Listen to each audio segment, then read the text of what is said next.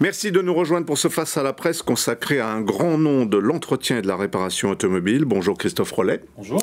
Vous êtes le directeur général de Point S, spécialiste du pneumatique depuis 50 ans. 5500 points de vente dans le monde, 568 en France, une présence dans 38 pays pour un chiffre d'affaires en 2018 de 470 millions d'euros. Vous avez fait combien l'année dernière ? On va frôler les 500 millions d'euros. Pas mal. En 2019. Vous venez de vous implanter en Chine, après la Malaisie, l'Inde, l'Indonésie. On va parler de tout cela, votre développement international, mais aussi vos innovations sur ce marché ultra concurrentiel. Comment fonctionne ce réseau d'indépendants également? Comment se porte le marché en ce début 2020? Et puis quelles sont vos perspectives à 5 ans sur fond de véhicules électriques et de nouvelles mobilités? Pour vous interroger, Alexandre Guillet, le fidèle de Mobility TV. Bonjour Alexandre. Bonjour. Christophe Bourou-RTL. Bonjour Christophe. Bonjour. Et Pierre de Villeneuve, Europe 1. Bonjour Pierre. Bonjour. Vous posez la première question. Bonjour Christophe Rollet. À une époque où on n'achète plus sa voiture, on la loue, on voit la part de marché maintenant des locations longue durée avec toute une série de services. C'est devenu, on n'achète plus une voiture, on achète des services. Qui va encore chez Point S? Des clients particuliers et des professionnels également. Ne flagrons pas la part de marché de la location longue durée. Elle est globalement flat par rapport aux années précédentes. Il y a un peu moins d'1 million de véhicules loués à des professionnels. Donc c'est un marché qui est en stabilité, je dirais. Les particuliers y viennent petit à petit. Après, il y a beaucoup d'entretien sur ces véhicules. Donc on leur rend des services sur les pneumatiques, mais aussi sur les autres parties du véhicule. C'est-à-dire que vous prenez le relais de ces services? Absolument, absolument. 2019, comment s'est passée l'année quand vous faites les comptes là? Une année en deux mesures, je dirais. Le premier semestre était plutôt de qualité. On avait de belles progressions sur nos différentes activités, on y reviendra peut-être, mais on fait aussi beaucoup d'industriel, sur du véhicule léger également, des pneus, mais aussi de l'entretien rapide. Et puis une seconde partie d'année qui était un petit peu plus compliquée. Et puis quand on est spécialiste du pneumatique, on attend la neige. Et malheureusement, l'an dernier, il n'y en a pas eu beaucoup. Les grèves, décembre, aucun impact chez vous? Pas aucun impact. On a eu certains points de vente situés pas loin de ronds-points ou de centres commerciaux qui ont été fortement impactés, à l'inverse d'autres qui n'ont quasiment pas senti l'effet grève. Mais pour ces premiers, il y a plus de 30% de perte de chiffre sur certaines semaines. Donc ça a eu un impact très important. Christophe? Le parc auto est très vieux en France, 9 ans à peu près, grosso modo la moyenne. Est-ce que ça veut dire qu'on va moins faire entretenir sa voiture? Est-ce que le budget des automobilistes face à ces dépenses est de plus en plus réduit? Donc comment ça se passe? Est-ce que vous le ressentez sur tous vos points de vente? Alors le parc roulant, il a subi l'augmentation, l'arrivée des véhicules neufs, sur lesquels ces dernières années les constructeurs ont beaucoup investi, ont eu de bons résultats. Il y a eu beaucoup de véhicules neufs mis sur le marché en France, hormis l'an dernier, mais les années précédentes. Vous voulez dire avec la prime à la conversion? Notamment, absolument. On était vraiment sur un marché en forte évolution. Le marché de l'occasion sur lequel nous on intervient, bien sûr, était plutôt en retrait. À aujourd'hui, c'est plutôt l'inverse. On a une progression importante l'an dernier, notamment des véhicules d'occasion, vendus en occasion. C'est plus de 5 millions. Contrairement à 2 millions à peu près sur le parc neuf. Mais est-ce que ça se traduit? Est-ce qu'on va vous voir pour faire réparer sa voiture aujourd'hui? Il y en a qui font l'impasse. On voit que par exemple sur le contrôle technique, il y a près d'1 million de personnes qui zappent le contrôle technique. Est-ce que c'est cher? Est-ce que sur la réparation, vous observez le même phénomène finalement? On n'a pas ressenti un effet négatif. Il y a eu effectivement les nouvelles normes du contrôle technique il y a quelques années qui nous ont donné un petit boost. Et on reste sur ce boost depuis 3 ans. Et donc on n'a pas ressenti un effet négatif sur notre volume. Les clients continuent à investir par obligation, on n'est pas sur des achats passionnels quand on sent chez Pneumatique ou qu'on fait sa vidange. Mais structurellement, le parc évolue, la moyenne d'âge effectivement est un peu en dessous de 9 ans, de moyenne d'âge sur le parc roulant en France. Les gens ont la sensibilité que leur véhicule aujourd'hui, c'est un moyen de confort, c'est un moyen de sécurité également. Donc ils continuent à garder, c'est ce qu'on a constaté nous dans notre réseau et nos points de vente, un budget moyen attitré au véhicule. Le fait que vous multipliez les campagnes de publicité, c'est aussi parce qu'on entre dans un monde qui change, dans un monde qui évolue, où le propriétaire d'une voiture n'est pas forcément conscient du fait que, bah oui, tous les X kilomètres, il faut changer les pneus, il faut prendre soin de sa voiture, quand on part en vacances, il faut les regonfler, il faut bien s'assurer. Est-ce qu'on est comme ça dans un mode où on est tellement, j'allais dire, assisté sur sa vie automobile qu'on en perd certains réflexes que vous aviez peut-être par le passé? Alors je pense plutôt l'inverse. Je pense que cette dernière décennie, on a vu les consommateurs prendre conscience de l'importance de la qualité de l'entretien de leur véhicule. Donc on est plutôt sur une tendance positive. A l'inverse, on est sur un marché, il y en a beaucoup d'autres, on a un nombre de concurrents et une concurrence acerbée de beaucoup de domaines d'activité parallèles aux nôtres. L'Internet en fait partie, on pourra y revenir aussi, qui fait qu'une enseigne comme la nôtre, si elle veut vivre et survivre, a l'obligation de se faire connaître pour des clients qui, rappelons-le, viennent en moyenne tous les 2 ans, 2 ans et demi dans un garage.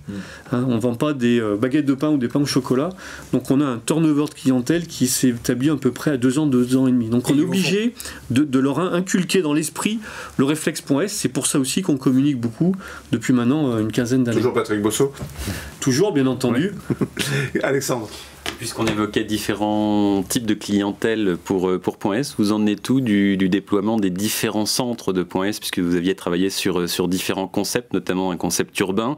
Est-ce que ça a payé ou est-ce que vous vous interrogez un peu sur la pérennité de ce modèle fractionné? Très bien. Alors, pour répondre à votre question, je reviendrai à l'origine de .s, où tout le monde nous connaît par et sur les pneumatiques. On est un spécialiste à la base des pneumatiques. Aujourd'hui, notre offre se décompose en 5 concepts différents. Un pneu et entretien rapide qui convient, j'ai envie de dire, à la majeure partie des consommateurs. On a aujourd'hui des points de vente qui ont des surfaces en libre service. Donc on propose à des clients qui viennent nous rencontrer de leur vendre des produits pour qu'ils les montent eux-mêmes, ou même dans notre atelier, intégrant de l'accessoire, donc on vient concurrencer des enseignes Centre Auto notamment. Il y a quelques années, on a créé, ce à quoi vous faites allusion, un concept City, pour plus de proximité, parce qu'on s'est vite rendu compte, comme d'autres, que le client il avait besoin d'aller réparer son véhicule pas très loin de son lieu de travail et ou d'habitation. Et ce concept-là fonctionne très bien. On a une 60aine de City aujourd'hui, ce qui fait à peu près 10% de notre... La place pour un garage, enfin. Oui et non. Il y a un effet boomerang qui est sur le stockage. On stocke beaucoup moins qu'il y a 10 ou 15 ans. La logistique a évolué en France, même si les coûts sont toujours élevés par rapport à d'autres pays européens.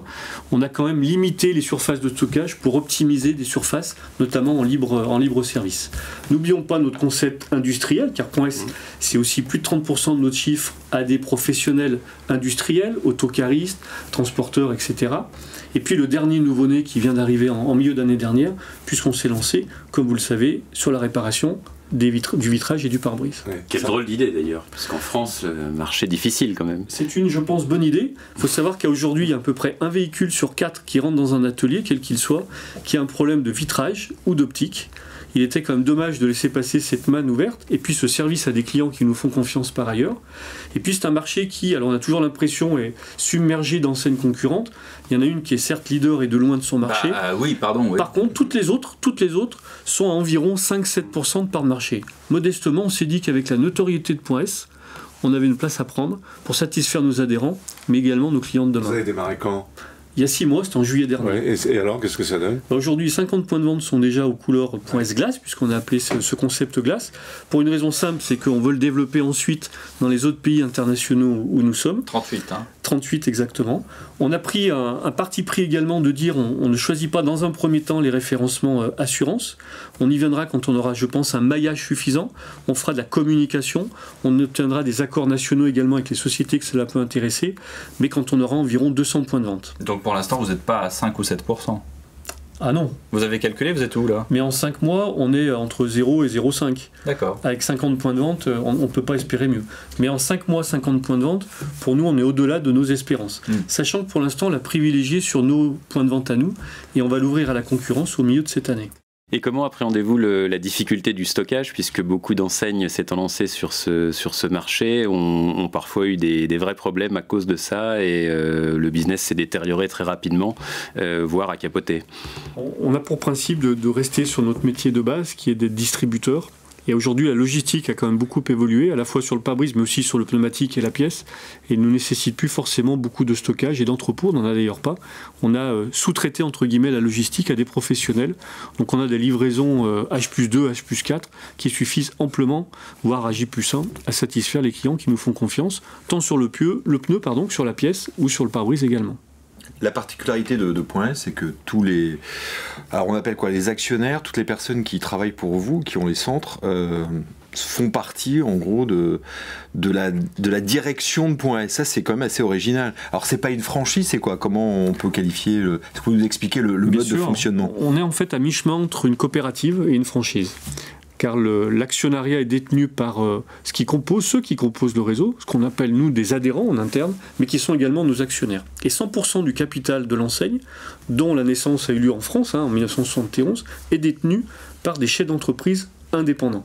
Ce qui fait aussi une de nos forces aujourd'hui, car c'est eux qui ouvrent et qui ferment leurs propres points de vente, et qui nous donnent, je pense, au final, un léger avantage par rapport à beaucoup de nos concurrents. Ils sont propriétaires de leurs points de vente. Ils sont propriétaires de leurs points de vente, et ils sont propriétaires de l'enseigne également. Donc il y a cette relation de confiance qui fait qu'on ne leur impose pas, on leur propose, et on a une relation vraiment complémentaire entre des adhérents chefs d'entreprise qui savent de quoi ils parlent, et un réseau qui est là pour définir une stratégie, mais que dans tous les cas elle est valide également. C'est ce qui fait, je pense, une de nos forces d'aujourd'hui, d'hier et de demain. Et également. c'est le même business model dans les 38 pays? Absolument. Ah oui. Il faut savoir qu'on n'a pas une succursale, pas un magasin en propre, pas plus en France qu'à l'étranger. Tous sont détenus par des chefs d'entreprise qui ouvrent peut-être un peu plus tôt que certains le matin, ont un service client peut-être un peu meilleur que certains autres la journée, et ferment parfois un peu plus tard aussi, en fin de journée. Mais donc à chaque fois que vous allez dans un pays, vous dites c'est comme ça et pas autrement, et donc vous faites un casting de l'équipe dirigeante et qui vous explique comment ça va se passer? On pourrait le dire comme ça. Ouais. Dans notre casting, il y a plusieurs critères. L'indépendance et le poids du réseau comptent aussi énormément. On souhaite surtout avoir les mêmes que nous, entre guillemets, des gens qui sont indépendants, libres de leur choix, de leur stratégie, pour qu'on puisse communément la partager, mais surtout l'appliquer. Dis donc, c'est les 4 piliers du mariage avec vous. Ça rigole pas chez Point S. Oui, on a parfois des divorces, ça peut arriver, Ouais. disons-le clairement. Je prends l'exemple de l'Espagne, qui est quand même un potentiel important en Europe. On a préféré sortir il y a maintenant plus de 10 ans, parce qu'on avait un partenaire qui était plus un grossiste, qui avait mis des panneaux .s, un peu vulgairement dit, sur des clients à lui. Et c'est pas le schéma économique et de relation qui nous convient. Donc on a préféré sortir du pays. Quelle est la part du chiffre d'affaires à l'international, justement, sur vos 500 millions d'euros? Alors les 500 millions d'euros, c'est uniquement la France. Oui. On est à plus de 3,5 milliards d'euros c'est énorme. sur l'ensemble du monde, sur les 38 pays. Avec certains pays où un poids économique très important. Le deuxième en poids, c'est l'Allemagne. Et puis le Nord-Amérique qui se développe de façon très très vite, puisqu'on a entre le Canada et les États-Unis plus de 600 points de vente également. Ça s'appelle comment là-bas? Point S? Point S de partout. Ce De qui est partout. Quand vous négociez French Tech. auprès des équipementiers, des personnes Fabricants. ou des fabricants, comment ça se passe? C'est au niveau mondial ou c'est pays par pays? Alors c'est pays par pays, mais on a créé une filiale de Point S en France qui est basée à Genève et qui gère les Vous êtes achats basé à mondiaux. Lyon. Nous, on est basé à Lyon. Mais on a une de nos filiales à l'international qui vient, entre guillemets, chapeauter tous les accords internationaux que bénéficie chaque pays dans leur pays respectif. Et quand, Donc il y a une négociation locale et une négociation internationale à deux niveaux. et quand on est implanté dans un pays, par exemple la France, on a une obligation morale de se référer aux pneus français ou pas forcément? Non, aux manufacturiers, aux fabricants, vous voulez dire? Non, Michelin. non, pas forcément. Pas forcément. Il y a une part de marché qui n'est pas contournable, mais l'idée, c'est d'avoir un panel de marques large sur du premium et d'autres produits aussi. Le nôtre également, puisqu'on nous propose des produits à marque de distributeurs, en pneus, mais également en pièces, en accessoires également, pour diversifier l'offre, pour des rapports qualité-prix bénéfiques aux clients. Alexandre? Je reviens sur l'international. L'Espagne, précisément, vous y retournez quand? Puisque c'est quand même l'un des gros marchés en Europe, notamment pour le pneu. Et par ailleurs, en Chine, vous venez d'arriver. Comment vous appréhendez ce marché gigantesque, Énorme. mais aussi très complexe, parce que selon les régions, selon les villes, c'est très différent et on n'a pas les mêmes interlocuteurs au plan du business. En ce qui concerne l'Espagne, c'est un pays, comme chacun le sait, très régionalisé.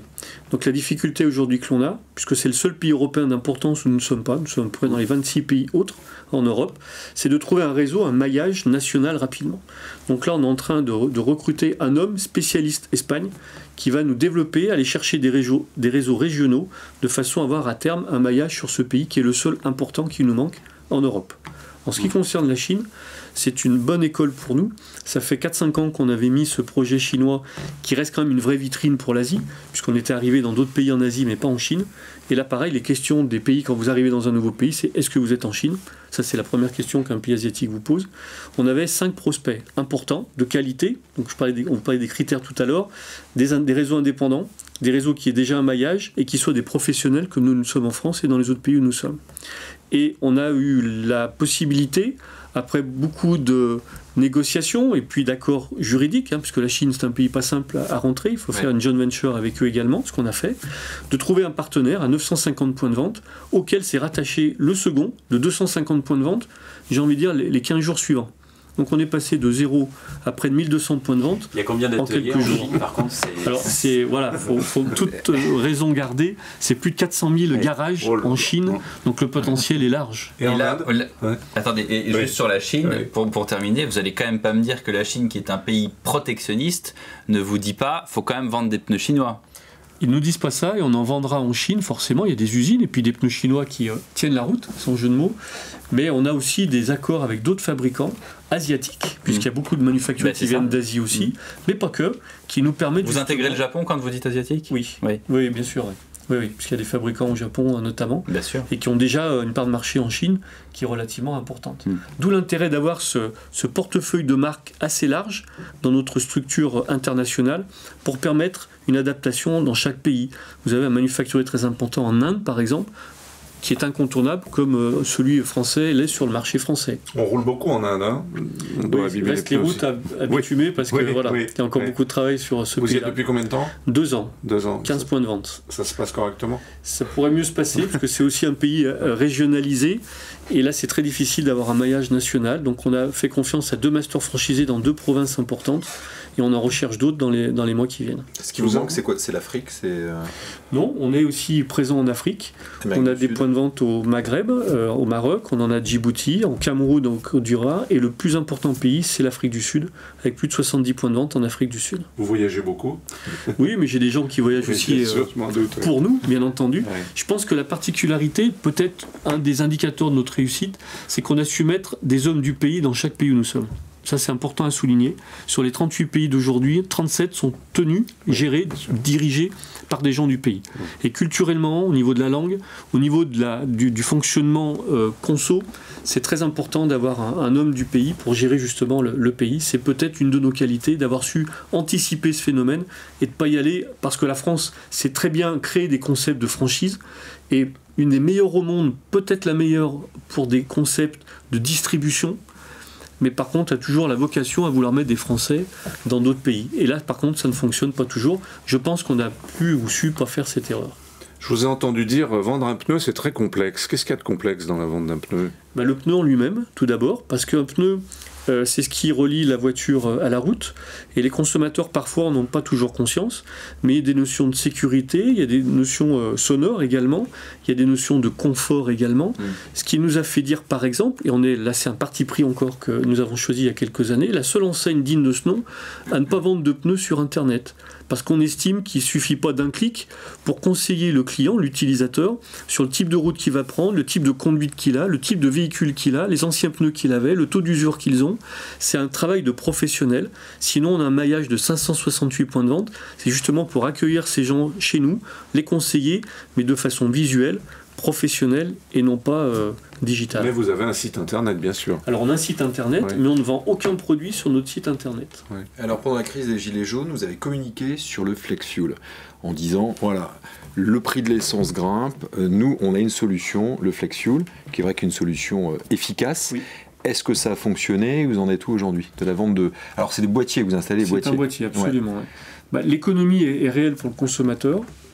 On a été aidé aussi par le monde des médias, parce que ça a fait un peu la une en parallèle. Vous avez fait le buzz, quoi. On a fait un peu le buzz aussi, il faut le reconnaître. Et le buzz nous a fait dépasser nos objectifs, et de très loin, avec notre partenaire que vous venez de citer. Donc c'est un schéma qui continue. On l'a implanté, parce que vous savez, 568 points de vente, c'est toujours difficile de les avoir tous sur la même ligne. Donc on a plus de 250 points de vente à aujourd'hui, qui ont mis en place le décalaminage ou également la solution E85. Ça représente combien en volume? Vous avez fait combien de boîtiers par exemple? Plusieurs milliers aujourd'hui en à peine un an. Mais ça continue? Ça continue. Oui, il n'y a pas eu un effet sporadique, ça a été la porte ouverte pour un nouveau business. Absolument. Ouais. Et on s'est, entre guillemets, engouffré dedans. On est un des premiers, pas le seul, mais un des premiers à le faire. Et ça nous a apporté beaucoup de chiffres et de clients supplémentaires. Et vous avez été copié? Oui, aussi, oui, ça arrive. Ça arrive. Mais le principal, c'est d'être en avance. Pionnier, ouais. Ou en avance, en tout cas. Alexandre. Et au niveau du business, est-ce que vous profitez encore de l'effet pneu all season et des montes de plus en plus élevées, puisqu'on disait que c'était une tendance lourde qui vous favorisait finalement, puisque les marges sont plus élevées sur ces produits-là? Je ne sais pas s'il y a un réel effet all season. Nous, on est des professionnels du pneumatique. Le 4 saisons, il est venu quelque part tamponner, si je puis dire, le pneu hiver. Et nous, on a, par expérience, de façon traditionnelle, toujours vendu des pneus été pour les consommateurs été et ceux qui allaient dans les stations hautes, des pneus hiver. Donc on n'est pas favorable aux pneus 4 saisons. Ils représentent, non seulement on l'a affirmé dans la presse et ailleurs, mais on dit aussi à nos consommateurs, on a même pour notre produit à marque un pneu 4 saisons, mais on ne le met pas forcément très en avant.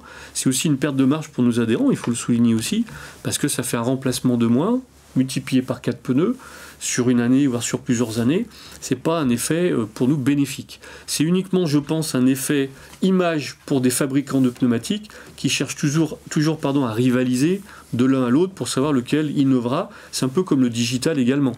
Tout le monde, le véhicule connecté, en a fait beaucoup de vagues. Au final, ça sert aussi et surtout le fabricant pour mieux connaître par des CRM qu'est-ce qu'attend le client, le repérer, et puis parfois sauter le distributeur pour aller le chercher directement. En fait, le pneu 4 saisons, c'est à la fois une doudoune et un t-shirt, c'est ça? C'est presque ça, c'est presque ça. Et ça remplacera pas un pneu hiver et ça remplacera pas un pneu été. Donc vous l'avez en stock pour ceux qui vous le demandent, mais... Oui, on l'a dans certains points de vente en stock, pour les autres c'est sur commande. Oui, vous le proposez pas donc? Non, ouais. On ne le met pas en avant. On sent que vous donnez, dans votre discours, c'est l'honnêteté, c'est vis-à-vis du client, c'est le conseil, mais est-ce que le client aujourd'hui a encore confiance parce qu'on se dit, alors on va chez le garagiste, ça va me coûter une blinde, il va me faire changer les 4 pneus, là c'est terminé, mon salaire va y passer, au revoir. Donc est-ce qu'il y a toujours cette méfiance, ou comment vous faites pour les sécuriser, pour leur dire, écoutez, vous pouvez acheter en toute confiance et on ne va pas vous rajouter le pneu parce que en fait vous n'en avez pas besoin. Alors, comment ça se passe cette relation ?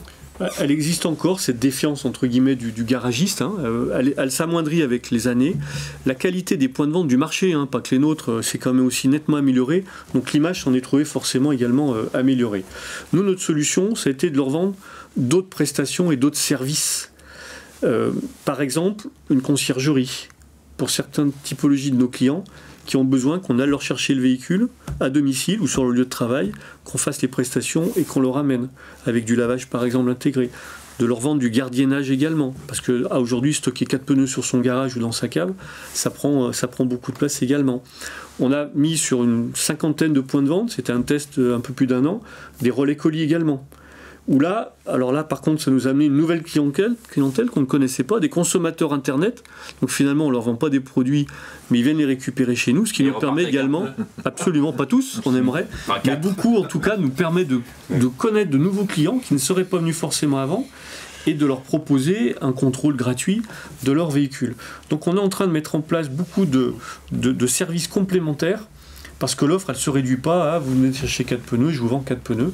On va leur proposer de l'assurance dans les années qui viennent également, du conseil également. On a mis en place ce qu'on appelle chez nous une point STL pour les informer, parce qu'ils restent en moyenne 3 quarts d'heure dans un point de vente. Mais qu'est-ce qu'ils font pendant 3 quarts d'heure? Ils regardent la télé. Soit ils lisent des revues, mais maintenant ils regarderont la télé. Mais ils attendent leur voiture. Oui, ils attendent. Ouais. Mais ils regardent Internet si vous n'y êtes pas. Mais alors, est-ce qu'ils vous disent pas finalement? Ils regardent Christophe Rollet sur Mobility TV. Est-ce qu'ils vous disent pas, attendez, il y a des prix sur Internet qu'on nous fait ailleurs, et est-ce que vous ne pouvez pas les baisser? Est-ce qu'il y a, parce que finalement, est-ce que c'est pas contre-productif de ne pas utiliser Internet de cette façon-là? Vous doutez bien qu'on s'est longtemps et pour beaucoup posé la question. On a perdu forcément une typologie de clients qui, elle, cherche du prix. Mais comme je dis souvent, s'il n'y a que le prix pour vivre, on est tous morts. Donc on a été chercher d'autres services Et bien entendu, on sait, comme nos concurrents, ramener en termes de prix, mais donc de marge aussi. C'est pour ça aussi que parallèlement à cela, on propose à nos adhérents de vendre ces services complémentaires pour compenser ce qu'ils ont perdu sur l'aspect prix par des services et de la prestation en complément. N'oublions pas un point important, c'est que notre réseau, notre marque, notre enseigne ne vend pas strictement que des produits. Il y a une prestation qui va avec, et c'est, je pense, notre futur comme notre présent et ce qui nous a sauvés de cette vague Internet qui commence quand même à s'essouffler, disons-le clairement. Et ce n'est pas les chiffres qu'on entend parfois de certains de nos concurrents sur Internet qui sont là pour l'amplifier.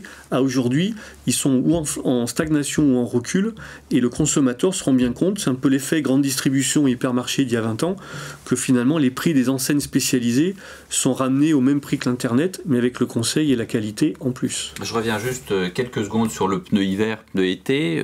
Il y avait un projet de décret pour 48 départements que chaque 1er novembre, on oblige, comme dans certains pays comme la Suisse ou l'Allemagne, les Français de 48 départements, encore une fois, à équiper leur voiture en pneus hiver. Ça n'a pas été fait en partie à cause de la crise sociale, la contestation sociale, pour des raisons qu'on peut comprendre aisément. Est-ce que vous regrettez que ce décret n'ait pas été pris ? Regretter forcément, il aurait été dans le bon sens, mais on aurait fait le face à la presse quelques mois avant l'information de parution d'éventuel de ce décret. Je vous aurais dit la même chose qu'aujourd'hui, je n'y croyais pas. La France, c'est pas un produit à neige. On a des régions, des pans de départements où effectivement la neige est importante, et on en sait quelque chose que notre siège est à Lyon. Ceci dit, le marché d'hiver en France, c'est 17%. C'est pas l'Allemagne, c'est pas la Suisse, c'est même pas l'Italie. L'Italie est tout de suite nous-mêmes en poids du pneu hiver sur le marché du pneu. Donc avant qu'il y ait un décret qui sorte pour officialiser sur une tendance qui est vraiment très ponctuelle, ou en tout cas limitée géographiquement... Pour vous, ça n'arrivera pas ? Je pense que c'est pas près d'arriver, effectivement. Alexandre ? Est-ce que vous avez des projets pour 2020 dont vous pouvez parler, puisque vous avez évoqué là, différents axes de développement.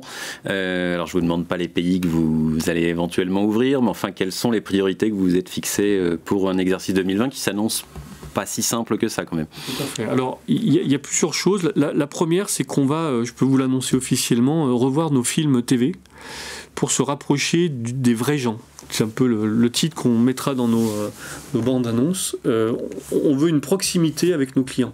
Ce qu'on est déjà, avec le maillage qui est le nôtre, l'aspect traditionnel et historique, 49 ans quand même d'ancienneté sur le marché français. Un slogan. On veut un slogan qui est aussi... Vous le gardez, point S, pas de stress. Celui-là, on va le garder longtemps. Ça, vous le gardez on l'a longtemps. même traduit en anglais d'ailleurs. Ah oui. Donc la priorité de cette année va être un changement dans nos films pour avoir une approche client beaucoup plus...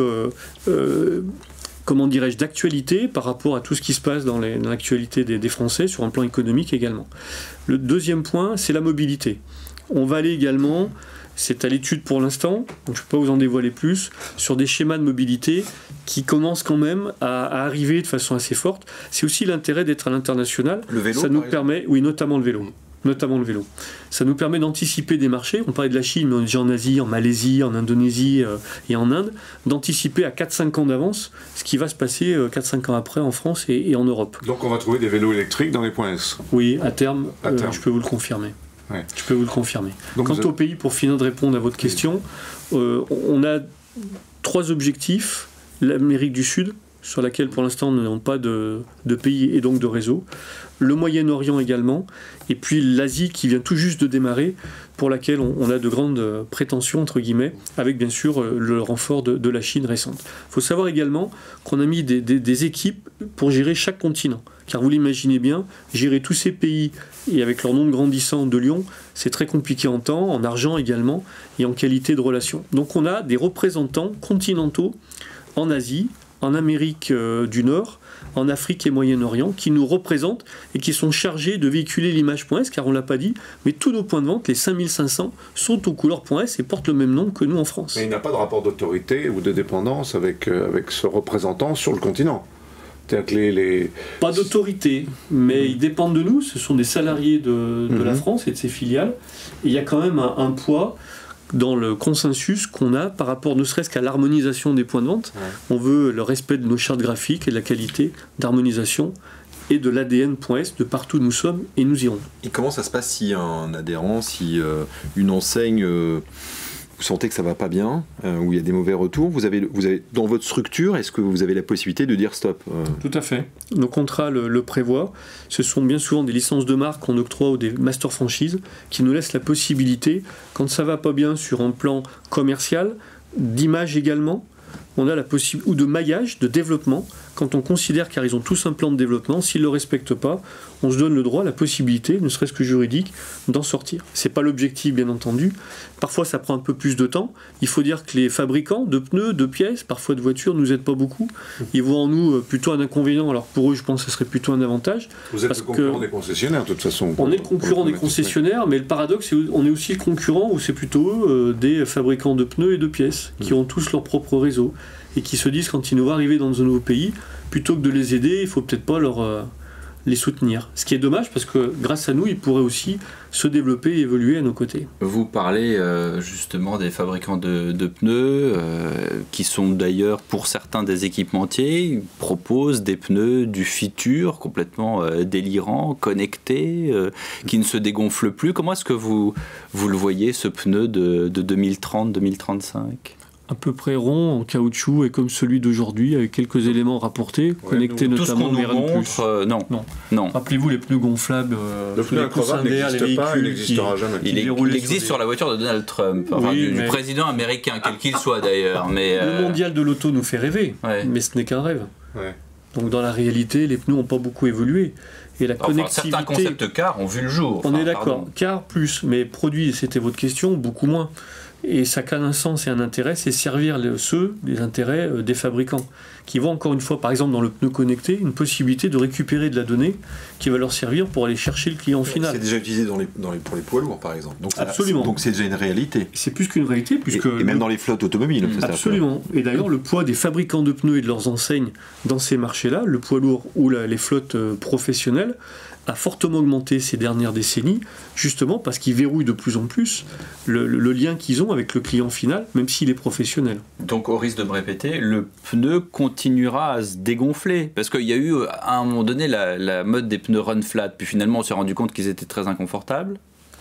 Oui, ça existe toujours, les run flat, on en vend nous-mêmes et c'est quand même un bon produit, mais ce sont des épiphénomènes. Ce sont des épiphénomènes qui ne rassemblent pas la grande majorité d'un marché du pneu qui finalement a peu évolué. C'est comme l'étiquetage des produits. Il y a quelques années, tout le monde parlait d'étiquetage des produits qui est fait par les fabricants eux-mêmes, faut quand même le savoir, donc ils sont tous auto-évalués, plutôt vers le haut que vers le bas. 3-4 ans plus tard, plus personne n'en parle. Vous dites, on va chez le particulier, on lui ramène sa voiture, etc., mais pas dans tous les points de vente, si ? Non, pas dans tous les points de vente. On préfère sélectionner, c'est comme la révision constructeur, on ne se sent pas capable, à 600 points de vente pratiquement, de la proposer de façon qualitative sur ces 600 points de vente. Donc sur Internet, on ne vend pas de les modèles de voitures.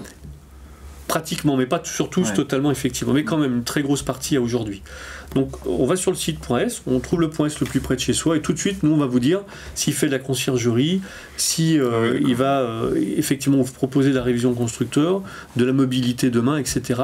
On sélectionne quand même ceux qui ont la capacité et la volonté dans nos points de vente de faire et de suivre la démarche de l'enseigne, et ceux forcément qui ne l'ont pas.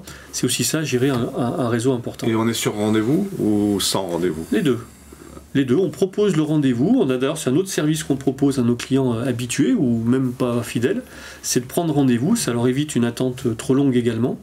Mais ils peuvent bien sûr aussi venir dans nos points de vente qui sont ouverts avec des amplitudes ouvertes de plus en plus larges, le samedi y compris, mais pas encore le dimanche. Vous jouez au client mystère, par exemple ? Bien entendu. Vous mettez une perruque, vous arrivez... Alors pas moi, parce que à 568 points de vente, j'aurais plus le temps de faire autre chose.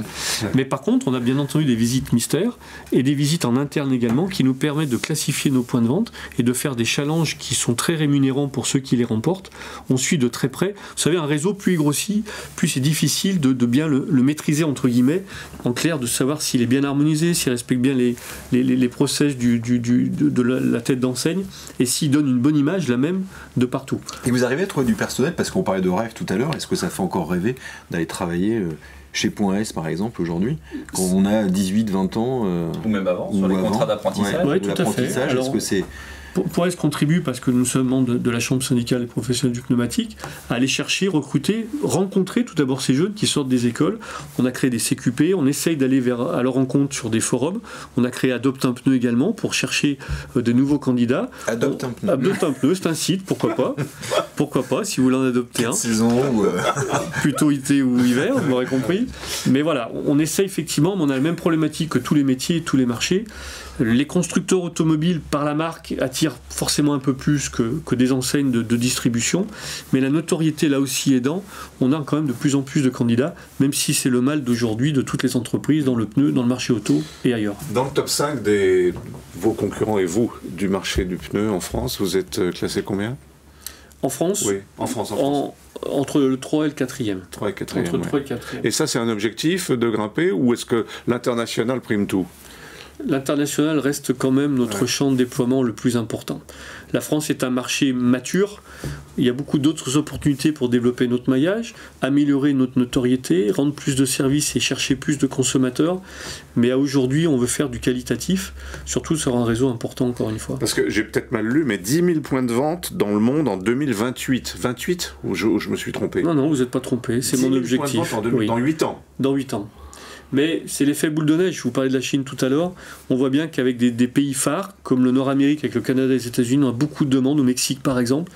Et ça peut aller très vite. C'est aussi pour ça qu'on structure, pour pas faire n'importe quoi. On n'est pas les pays les moins peuplés, c'est ça. Non plus. Bon, même si on est à Djibouti, on arrive aux Comores, mais bon, je les ai pas cités. Ouais. On a 4 points de vente en Russie aussi, on n'en a pas parlé. On reste très modeste, parce que 4 points de vente en Russie, c'est comme si on n'en avait pas. Là, c'est pneu. Mais la Russie, plutôt, oui. Plutôt. Pneu clouté également, puisqu'on a un pneu à notre marque, été, hiver, 4 saisons, et clouté pour les pays scandinaves et le Canada notamment. La marque, c'est .S. .S. Ouais. Summer et Winter Star. Vous n'êtes pas du tout inquiet sur l'avenir de l'objet automobile, enfin... L'objet, c'est-à-dire... L'auto en tant que tel. Contrairement, on en aura beaucoup, pas du tout, au contraire. Je pense que l'offre s'est clarifiée. Les points de vente, les enseignes ont investi beaucoup pour mettre de la qualité dans une image que le consommateur, vous en parliez tout à l'heure, était un peu négative, avait pas forcément... Et je pense que tous ces efforts conjoints font qu'à aujourd'hui, on a un pan de marché important, incontournable.